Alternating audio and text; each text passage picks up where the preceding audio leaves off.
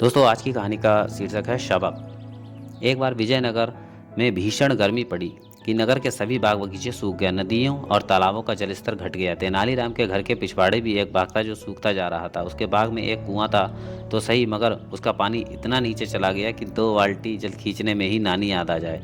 तेनालीराम को बाग की चिंता सताने लगी।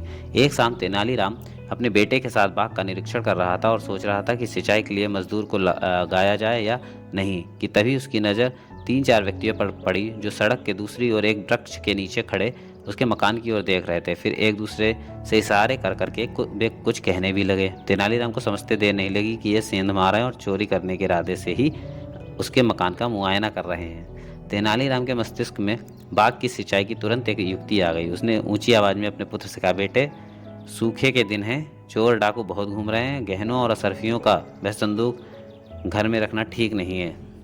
आओ उस संदूक को उठाकर उस कुएं में डाल दें ताकि कोई चुरा ना सके। आखिरकार किसे पता चलेगा कि तेनालीराम का सारा धन इस कुएं में पड़ा है। यह बात तेनालीराम ने इतनी जोर से कही जिससे दूर खड़े चोर भी स्पष्ट सुन लें।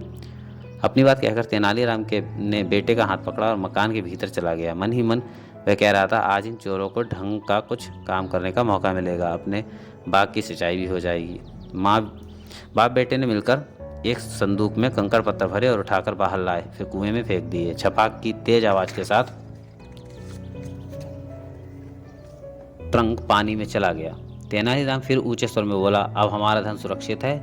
उधर घर के पिछवाड़े खड़े चोर मन ही मन मुस्कुराए। लोग तो व्यर्थ ही तेनालीराम को चतुर कहते हैं, ये तो निरा मूर्ख है, इतना भी नहीं जानता कि दीवारों के भी कान होते हैं। एक चोर ने अपने साथी से कहा, आओ चलें, आज रात इसका सारा खजाना हमारे कब्जे में होगा। तेनालीराम अपने घर में गए और चोर अपने रास्ते।